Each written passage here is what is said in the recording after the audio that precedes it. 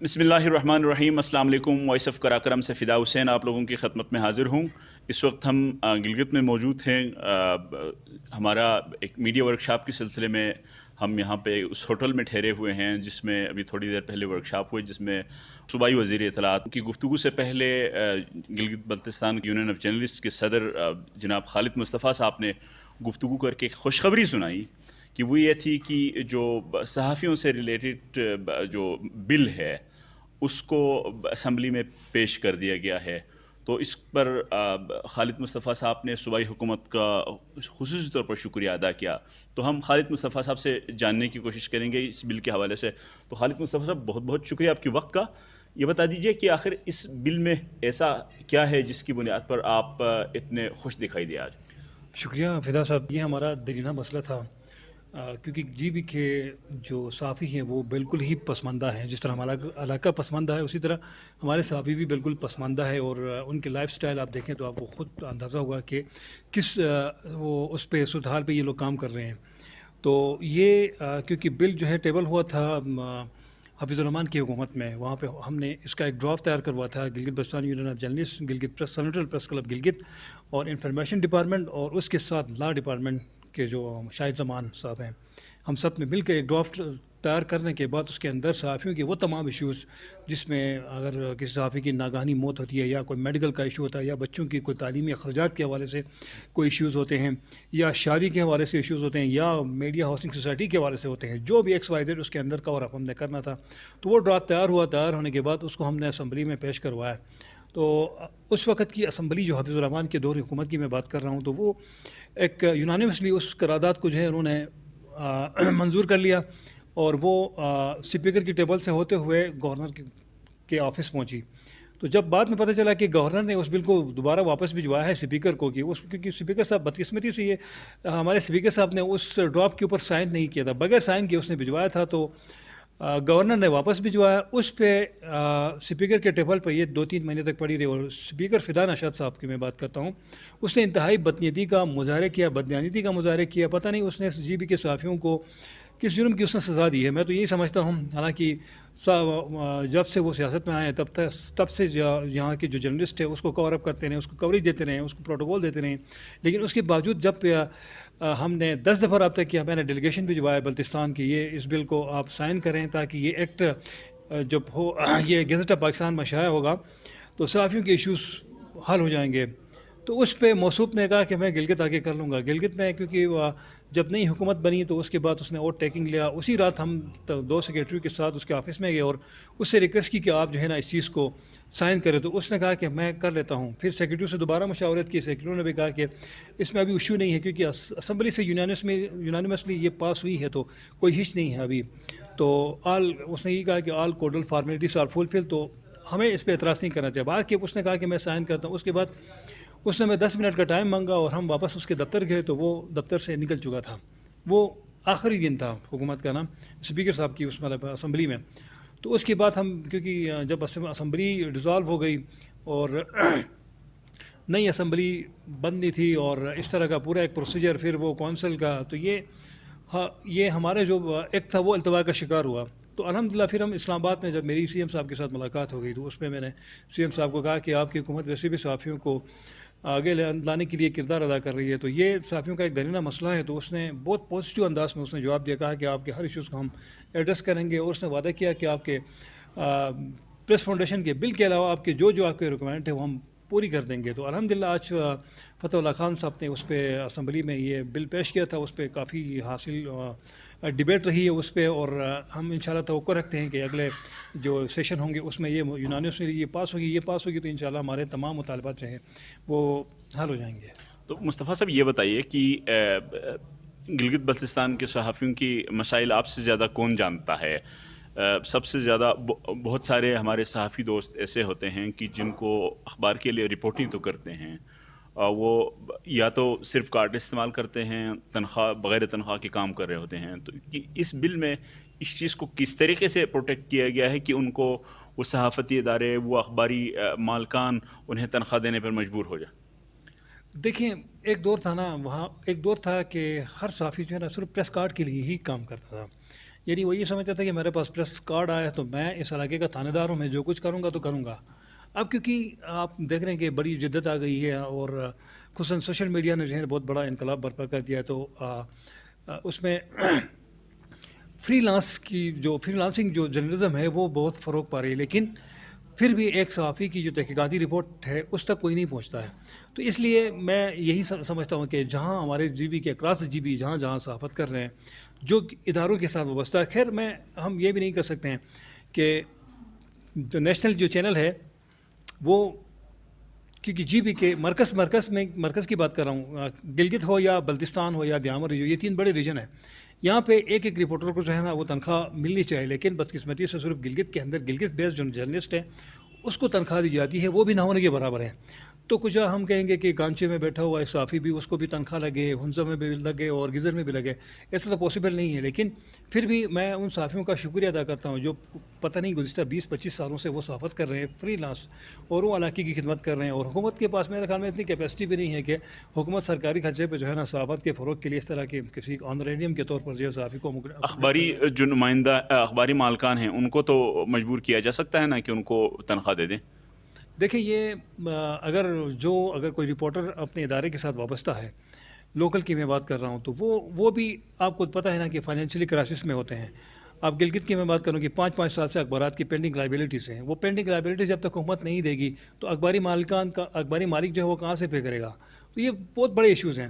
تو میں ہمارے پاس جو یونیورسٹی سے جو کوالیفائڈ جو ہمارے اسٹوڈنٹ ہوتے ہیں وہ جرنلزم کی طرف آتے ہیں، تو میں کہتا ہوں یار دیکھو سوچ سمجھ کے اس فیلڈ کی طرف آنا، کیونکہ جی بی کے اندر میڈیا کا اتنا سکوپ نہیں ہے. کیونکہ میں خود میڈیا کمیونیکیشن سائنسز میں میری MSc ہے اور مجھے 18 سال ہو گئے ہیں میں صحافت میں. وہ کہ میں ایک طرف سے مطمئن بھی ہوں کہ میں نے علاقے کی خدمت کی. اگر دوسرے فائنینشیل میٹرز کی طرف میں جاتا ہوں تو میں سوچتا ہوں کہ میں نے بہت بڑا بلنڈر کیا ہے صحافت کی دنیا میں آگے، کیونکہ یہاں پہ کچھ بھی نہیں ہے. یہاں پہ پیسہ کچھ بھی نہیں ہے. یہاں صرف جو وہی سروائیو کر سکتا ہے جو سرمایہ دار ہو، جو مالدار ہو، جس کے پاس صحافت کے علاوہ جو ہے نا اس کے پاس ایک اچھا انکم سورس ہو، جو اس کی فیملی، اس کا اپنا جو اخراجات ہیں، وہ ایکسپینڈیچر ہے وہ پورا کر سکے. ورنہ میرے خیال میں جی بی کے اندر صحافت میں کوئی اتنا بڑا جو ہے نا ایکسپوجر نہیں ہے. جی خالد مصطفیٰ صاحب، تو سوال یہی ہے کہ آپ نے جس بل کے بارے میں حکومت کی ظاہر ہے کوئی اچھا کام ہو جاتا ہے تو شکریہ ادا کرنا چاہیے، یہ تو ضروری بات ہے. لیکن اس بل کے اندر پھر صحافیوں کے لیے ایسا کیا ہے کہ جس کی بنیاد پر میں اگر کوئی اور جو صحافی ہے وہ خوش ہو جائے کہ اس بل کے پاس ہونے سے مجھے کیا ملنے والا؟ دیکھیں، ایک تو یہ ہے کہ جس طرح پورے پاکستان کے اندر صحافیوں کو میڈیا ہاؤسنگ سوسائٹی میں ان کو پلاٹ ملے، ان کو مکان ملا سر چھپانے کے لیے، ہماری بھی یہی کوشش رہی ہے کہ ہم صحافی کو اسٹرینتھن کریں. اس طرح کے جہاں وفاق میں بیٹھا ہوا صحافی جو رول پلے کر رہا ہے وہی گلگت بلتستان والا بھی پلے کر رہا ہے، وہ بھی پاکستانی شہری ہے. تو میرے خیال میں یہاں دوہرا معیار نہیں ہونا چاہیے. پورے پاکستان میں دیا ہے تو گلگت بلتستان میں ہم نے شروع سے آواز اٹھائی ہے کہ صحافیوں کو بھی، گلگت بلتستان کے صحافیوں کو بھی اسلام آباد میں پلاٹ دیا جائے. تو اب یہ پریس فاؤنڈیشن کے اندر آپ کے جو ہیلتھ انشورنس کی پالیسی ہے ایک بڑی، جو کیونکہ ہم نے دیکھا ہے ماضی میں ہمارے بہت سارے دوست جو ہے کسی کو ہارٹ کا ایشو ہوا، کسی کو کینسر کا، کسی کو لنگس کا، تو ہمارے پاس اتنے وسائل نہیں تھے کہ ہم اپنے جو باڈی سے وہاں سے پیسے نکال کے جو ہے نا کسی کے علاج معالجے کے لیے ہم مدد کر سکیں.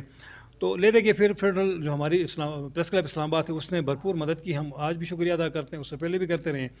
ہمارے ایک سینئر صحافی کی بات کرتا ہوں، محبوب خان کو دل کا 8 لاکھ ہوا، اس کو اسٹنٹ لگے، 8 لاکھ روپے خرچ، ہمارے پاس دینے کے لیے کچھ بھی نہیں تھا.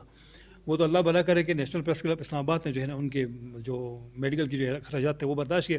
تو میری کوشش یہی رہتی ہے کہ میں صحافیوں کے لیے میں جدوجہد کروں، اور مجھے خوف اس بات کا ہوتا ہے کیونکہ بیماری انسان کے ساتھ ہے. ہمارے بیشتر ساتھی ایسے ہیں جو بالکل نیچے، غربت سے نیچے کی اس پہ جو ہے نا بلو دا مطلب اس پہ وہ کام کر رہے ہیں. تو اگر خدا نہ خواستہ کسی فیملی میں اس طرح کا کوئی صورتحال پیدا ہوتی ہے تو وہ کدھر جائے گا؟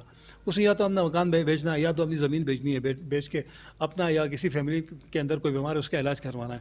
تو اس پریس فاؤنڈیشن کے اندر جو ہے آپ کے ہیلتھ کی فیسلٹی سے انشورنس پالیسی ہے، اس کے بعد آپ کا اللہ بھلا کرے اس میں دیگر جو بچوں کے لیے اسکالرشپ ہے، اور ان کیس اگر کوئی ایکسیڈنٹ ہوتا ہے تو اس کے لیے ہمیں کسی منسٹر کے پاس جانے کی ضرورت نہیں. اس میں اس فاؤنڈیشن کا ایک ہی اپنا ایک وہ ہے، پورا اسٹرکچر ہے کہ اگر کوئی خدا نہ خواستہ کسی صحافی کوئی ایکسیڈنٹ ہوتا ہے تو ان ڈیو ٹائم 1 گھنٹے کے اندر اندر اس کے علاج معالجے کے لیے وہ پیسہ جو ہے وہ اس پریس فاؤنڈیشن کا جو ایک طریقہ کار ہے، ایک باڈیز بنے گی، اس کے اندر اس کے ملازم ہوں گے، وہ جا کے وہ بندہ جا کے جو ہے اس بندے کے علاج کے لیے وہ خود جو ہے پیسے لا کے اس کے ہاتھ میں دے گا. اگر عموماً دیکھا ہے کہ کہیں کوئی صحافی زخمی ہوتا ہے یا بیمار ہوتا ہے، ایڈمٹ ہوتا ہے، تو علاج کروانے کے بعد اس کے پھر وہ منسٹری کے پیچھے بھاگنا پڑتا ہے کہ ہمیں پیسے مل جائیں گے تو ہم علاج کے لیے جو اخراجات ہیں اس کو ہم اس میں کور کر لیں. تو یہ اس کے اندر یہ ہے کہ الحمدللہ اگر خدا نہ خواستہ ایسا کوئی مسئلہ ہوتا ہے تو فوراً آپ کو جو ہے نا مطلب سیکنڈ کے حساب سے جو ہے نا آپ کو پیسے پیمنٹ کی جائیں گے. اور اس کے ساتھ اگر کوئی فیملی میں فوتگی ہوتی ہے جو مذہبی رسومات ہوتی ہیں اس میں بھی اس کے لیے وہ اندر جو ہے ایک پریولیجز ہے. تو یہ بتائیے کہ اس یہ جو بل یا ڈرافٹ ہوا جو اسمبلی میں ٹیبل کیا گیا، اس میں صحافی کی کوئی ڈیفینیشن ہے کہ کس کو صحافی کنسیڈر کیا جائے؟ دیکھیں فیلڈ میں جو ورکنگ جرنلسٹ ہے، جو جس کا اٹھنا بیٹھنا پچوڑنا جو ہے صحافت ہے، ایک بندہ ایسا آتا ہے جو مہینے میں ایک خبر لگا کے خود کو صحافی کہتا ہے، تو میرے خیال میں ہم اس چیز کو ڈسکریج کریں گے. صحافی ہوگا جو پیور جو ورکنگ جرنلسٹ جو فیلڈ پہ اس نے کام کیا ہو، علاقے کی خدمت کی ہو، علاقائی مسائل کو اس نے اجاگر کیا ہو. کیونکہ ظاہر ہے آپ کہیں پہ بھی کوئی نیا ایک چیز آپ جب لانچ کرتے ہیں تو اس کا ایک کرائٹیریا ہوتا ہے، اس کا کوڈل فارمیلٹیز ہوتی ہیں، اس کو فل کرنا پڑتا ہے. تو ایک کیونکہ جب آپ کو ایک ریڈیشن کارڈ دیا جاتا ہے تو اسٹیٹ آپ کو اون کرتی ہے کہ آپ اسٹیٹ کے تسلیم کردہ صحافی ہیں، ٹھیک ہے. تو اس کے لیے بھی تھوڑا بہت کرائٹیریا ہونا چاہیے، کیونکہ ہم دیکھتے ہیں کہ ہمارے پاس ادھر معاشرے میں سب سے کمزور بچہ جو کچھ نہیں کرتا ہے وہ یا تو دینی علوم کی طرف جاتا ہے یا پھر صحافت کی طرف آتا ہے. تو اس چیز کو ہم نے ڈسکریج کرنا ہے اور جو پیور جو فیلڈ میں کام کرنے والے صحافی ہیں ان کو ہم نے آگے لے کے جانا ہے. سر آخری سوال آپ سے ہم اس پریس کے حوالے سے آگے ہٹ کے کریں گے کہ وہ جو آج ہم نے فتح اللہ خان صاحب سے بھی سوال کیا کہ سینٹ میں جو گلگت بلتستان کو جو مجوزہ یا مبینہ جو وہ سیٹیں ملنے والی ہیں اس میں 8 سیٹیں، تو بہت سارے لوگوں کے خیال ہے کہ وہ سینٹ کی اس روح کے خلاف ہے جس میں کچھ میں اگر آبادی زیادہ ہے تو کچھ میں برابری کی بنیاد پر، تو گلگت بلتستان کو دیگر صوبوں کی برابر نمائندگی نہیں مل رہی ہے. تو فتح اللہ خان صاحب کو تو ہم نے دیکھا کہ وہ تو سیٹسفائیڈ ہیں کہ اگر 8 بھی ملتا ہے. آپ کیا سمجھتے ہیں کہ کیا یہ درست ہے؟ سر میں بھی سیٹسفائی ہوں. ٹھیک. اگر آپ بات کی جائے ایز اے جرنلسٹ تو دیکھیں بلوچستان کی آبادی آپ دیکھیں، کے کی آبادی آپ اٹھا کے دیکھیں، پنجاب کی 8 کروڑ کی آبادی ہے، اس میں 8 کروڑ کی آبادی میں کتنے سینیٹر ہیں؟ ہمارا رقبہ زیادہ پھیلا ہوا ہے اور ہماری آبادی جو ہے ہمارے گلگت بلتستان کی آبادی جو ہے 14 لاکھ ہے. تو ایک یو سی کی برابر بھی ہماری جو ہے نا وہ آبادی نہیں ہے جس پہ ایک سینٹ کا ممبر آئے. لیکن پھر بھی کل ہماری وزیر اعلیٰ صاحب کے ساتھ ایک طویل سر سوال اس وجہ سے ہے کہ سینٹ میں آبادی کی بنیاد پر نمائندگی ہے ہی نہیں. میں اسی طرف آ رہا ہوں کیونکہ آبادی کا بھی ہے، کیونکہ آپ جب اسمبلی میں جاتے ہیں تو آپ کے 3 ہی ممبر ہو سکتے ہیں، ٹھیک ہے نا. 14 لاکھ کی آبادی میں صرف ایک ہی ممبر آ سکتا ہے. آپ کے دیکھیں بعض ایسے حلقوں میں جو ہے ایک ممبر اسمبلی جو ہے 3 لاکھ ووٹ بھی لیتا ہے، کہیں پہ 2 لاکھ بھی لیتا ہے، کیونکہ وہاں پہ 4-5 جو کینڈیڈیٹ ہوتے ہیں وہ الیکشن لڑ رہے ہوتے ہیں. مطلب اس میں کسی کوئی 1 لاکھ ووٹ پہ لے کے جو ہے نا وہ تیسرے نمبر پہ آتا ہے، کوئی 50,000 لے کے 5ویں نمبر پہ آتا ہے اگر ہم اس طرف جائیں تو. اب سی ایم صاحب سے کل ہماری جب اس پہ ڈسکشن ہوئی، طویل ہماری اس پہ بات ہوئی، تو اس نے جو کہا کہ بھائی اس سے پہلے جو ستہ جدید کی کمیٹی کی جو سفارشات تھے اس سے بہتر یہ ڈرافٹ بنا ہے. تو توقع بھی ہم رکھ سکتے ہیں کہ بھائی اس میں بہتری لائی جا سکتی ہے. اب انہوں نے کہا کہ 3 سینٹ کی اور 3 قومی اسمبلی کی اس میں ہے، کیونکہ وہ اسمبلی کے اندر جو آپ کا ووٹ کا جو طریقہ کار ہے اس میں کتنے میں اسمبلی کے ممبر جو ہے ایک سینٹ کو منتخب کر سکتے ہیں. آپ کا آئین کیا کہتا ہے؟ ظاہر ہے آپ آئین سے ہٹ کے کسی کو اس پوزیشن میں نہیں ہے، نہ وزیر اعظم کے اختیار میں ہے کہ جی بھی پسماندہ ہے تو اس میں جو ہے نا 25 سینیٹر بنا دوں اور 12 جو ہے اس کے میں قومی اسمبلی کی سیٹیں دے دوں. ایسا بھی نہیں ہے. اب ہمیں اسمبلی تک ایکسیس دے رہے ہیں تو اس میں ہم حکومت پاکستان کا شکریہ ادا کر سکتے ہیں، کیونکہ فرسٹ ٹائم ہم اسمبلی کے اندر داخل ہو رہے ہیں. اور یہ ہے کہ آپ کا کل کو کوئی فیڈرل منسٹر بھی آ سکتا ہے، ٹھیک ہے نا. یہ ضروری نہیں ہے کہ آپ صرف ممبر اسمبلی ہی بن کے بیٹھیں. اس میں اگر آپ 2 منٹ کے علاوہ پیپلز پارٹی اسمبلی کیوں ہو یا پی ٹی آئی میں سے اگر کوئی نیشنل اسمبلی کا ممبر منتخب ہوتا ہے تو کیا پتہ کل کو کوئی پلاننگ کا منسٹر بنے. اس میں بہت سارے منسٹریز ہیں پاکستان کے اندر، تو اس میں ہمارا جی بی کا کوئی نمائندہ بھی منسٹر بن سکتا ہے، فیڈرل منسٹر. تو اس لیے اب یہ تو وزیر اعظم بھی بن سکتا ہے. جب آپ کو آئین نے آپ کو اختیار دے اسمبلی تک تو وہ وزیر اعظم بھی بن جائے گا. وہ کہ یہ پاسبل نہیں ہے، لیکن مطلب نہ ہونے کو مطلب ایوری تھنگ از پاسبل جس کو کہتے ہیں، ہر چیز ممکن ہے. تو اب یہ ہے کہ ہم جب مطلب آئینی رکاوٹ نہ ہوا نا.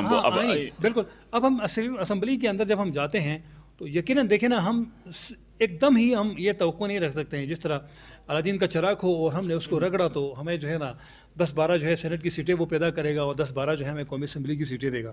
ऐसा भी नहीं है, ज़ाहिर है एक प्रोसीजर, एक डोकरम है, उसको पूरा करना है और वहाँ यहाँ तक पहुँचने में 70 साल लगे हैं, ठीक है, क्योंकि मंजिल बहुत करीब है और यहाँ पहुँचने तक हमें 70 साल लगे हैं। तो अगले 5 से 10 सालों के अंदर आपकी इस तादाद में इजाफा भी होगा। ये ज़रूरी नहीं है कि आप 6 और 6 की ही उसमें वो रहें।